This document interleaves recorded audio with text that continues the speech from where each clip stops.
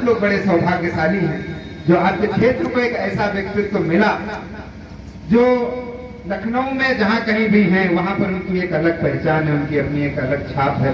और निश्चित रूप से जब वो फिर से आपके क्षेत्र में आएंगे तो उनकी एक अलग पहचान होगी, एक अलग छाप होगी। और ऐसे लोग जहाँ कहीं भी रहते हैं, जो कर्मठ लोग होते हैं, जहाँ कहीं भी रहते हैं, कर्मयोगी लोग हमेशा वहाँ के लिए भलाई सोचते, वहाँ के अच्छे के लिए सोचते हैं। श्रद्धेय दद्दू कृष्णपाल सिंह दिनकर जी ऐसे ही पावन विचारधारा के व्यक्तित्व हैं। वो हर किसी का भला, हर जगह विकास की बात उनके मन में, चाहे जिस क्षेत्र में वो विद्यालय में रहते हैं तो विद्यालय के अच्छे के लिए, हम कवियों को जब उनका स्नेह मिलता तो हमें आगे बढ़ाने के लिए प्रोत्साहित करते हैं। ऐसे ही जो है विचारशील, प्रगतिशील और आपके क्षेत्र के आपके अपने श्रद्धेय दद्दू कृष्णपाल सिंह दिनकर जी, जिनका बड़ा स्नेह हम सबको मिलता रहता है, हम सब नए कवियों को मैं उनसे निवेदन करता हूँ।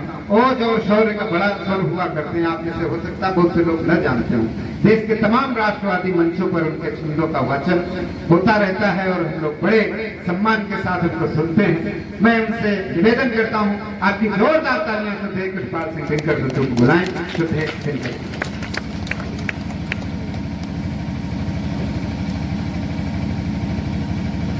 समय बहुत अधिक हो गया है, फिर भी प्रणाम है आप सभी सुधी श्रोताओं को। मेरे निवेदन पर आप सभी यहाँ सब उपस्थित हैं। बस 10 मिनट का समय आपका और यहाँ चाहिए हमें, बाकी सारा समय हम भविष्य में अगर ईश्वर ने चाहा, आप सभी का आशीर्वाद मिला तो वो सारा समय हम आपके लिए देंगे। ऐसी संकल्पना के साथ भैया संजय ने कहा है, इसलिए एक क्षण को देता हूं, समय नहीं है, आप सभी वाकई बहुत देर से बैठे हैं, इसलिए एक क्षण को देता हूं सिर्फ। ऋषियों की मुनियों की परम पुनीत भूमि, ज्ञानियों का ध्यानियों का प्यारा ये है देश है। जिस पवित्र धराधाम पर हम आज खड़े हैं, मेरा बचपन यही बीता है। मैं इसी विद्यालय से पढ़ करके गया। परम पूज्य संत गोपाल दास जी महाराज, उसके बाद संत देवीदास जी महाराज, उसके बाद संत प्रेमदास जी महाराज और आज उसी गति पर विराजमान हैं नारायण दास जी महाराज। यद्यपि वो आमंत्रित थे हमारे इस कार्यक्रम में मुख्य अतिथि के रूप में, विशेष कार्य से उन्हें कहीं जाना पड़ गया, कोई बात नहीं है। मैं तो आपकी धरती पर हूँ, अपनी धरती पर हूँ, अपने घर में हूँ, पंक्तियां पढ़ता हूँ कि ऋषियों की मुनियों की परम पुनीत भूमि, ज्ञानियों का ध्यानियों का प्यारा ये है देश है।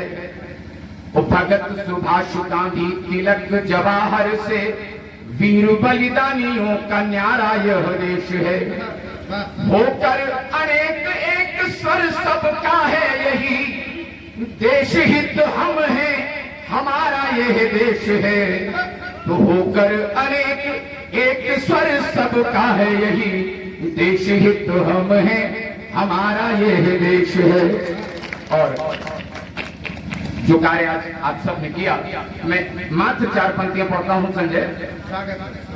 आप सबकी तालियां हमें मिले, लेकिन स्वर में मिले, जिस स्वर में हम आपसे चाहते हैं आप गुनगुनाएं हमारे साथ कि मान तिरंगा है, अभिमान तिरंगा है, मान तिरंगा है, अभिमान तिरंगा है, मान तिरंगा है, अभिमान तिरंगा है।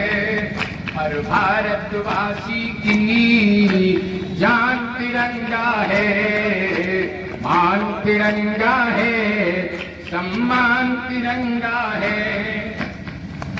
सुनिए, अमर तिरंगा आसमान में ऊंचा लहराए, अमर तिरंगा आसमान में ऊंचा लहराए। देखो देश के दुश्मन की कहीं नजर न लग जाए, देखो देश के दुश्मन की कहीं नजर न लग जाए। कहो गर्व से, कहो गर्व से मेरा स्वाभिमान तिरंगा है। हर भारतवासी की जान तिरंगा है, मान तिरंगा है, सम्मान तिरंगा है। और आपके भावों को देखते हुए एक बंद और पढ़ता हूं।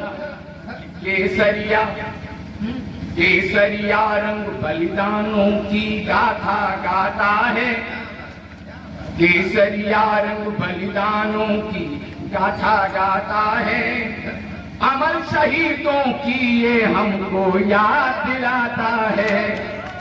केसरिया रंग बलिदानों की गाथा गाता है, अमर शहीदों की ये हमको याद दिलाता है। और याद करें, आज उन्हीं के बल पर, उन शहीदों के बल पर, उन सेनानियों के बल पर, उन देशभक्तों के बल पर, आज उन्हीं के बल पर हिंदुस्तान तिरंगा है, मान तिरंगा है, सम्मान तिरंगा है, मान तिरंगा है, सम्मान तिरंगा है।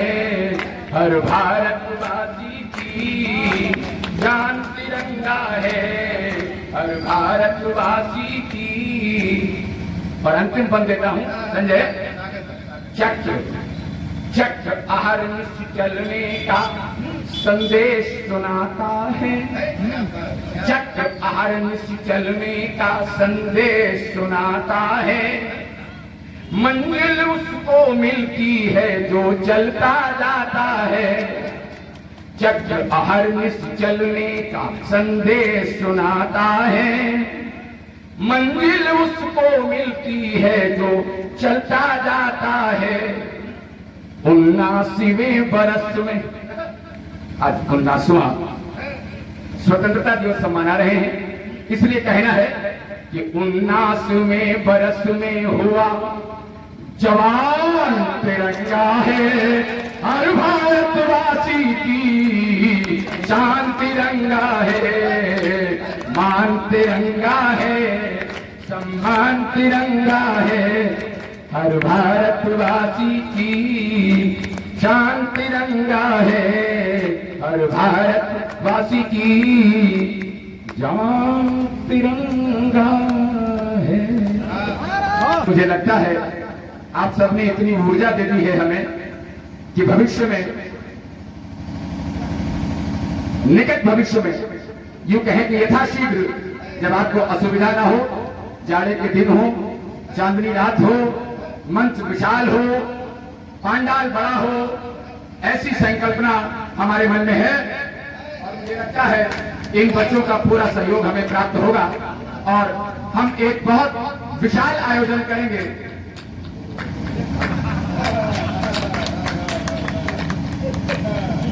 बस बस बस बस 4 पंक्तियां और पढ़ दें। अच्छा, तो चलो 4 पंक्तियां पढ़ते हैं, हम अपनी विधा पर लौटते हैं, छंद पढ़ते हैं संजय। और इन्होंने 4 कहा है, मैं 4 और पढ़ूंगा। 4 पंक्तियां पढ़ता हूं, आप ध्यान से सुनिएगा। एक अमृत के तुल्य, अमृत के तुल्य जहां गंगा माता नीर और चंदन सदृश जहां माटी मेरे देश की, अमृत के तुल्य जहां गंगा माता नीर और चंदन सदृश जहां माटी मेरे देश की, और विश्व गुरु कहलाया भारत सदैव और बात कभी गई नहीं काटी मेरे देश की। दिन पर ऐसा कभी होने नहीं देंगे हम, जाएगी धराना कभी पार्टी मेरे देश की। तो प्राण चले जाए, प्राण चले जाए, पर वचन न जाए कभी, रही सदा यही परिपाटी मेरे देश की। प्राण चले जाए पर वचन न जाए कभी, रही सदा यही परिपाटी मेरे देश की। और संजय से जुड़ते हुए आप सभी को नमन करते हुए सिर्फ अंतिम चरण में ये बात कहता हूं, छल को छल को छल को न मैंने कभी माना कुछ जीवन में, आप भी न दिल में बिठाए किसी छल को। छल को न मैंने कभी माना कुछ जीवन में, आप भी न दिल में बिठाए किसी छल को। राहुल, कल को न उंगली उठाए कोई तुम पर, और हमको भी बेवफा कहे न कोई कल को।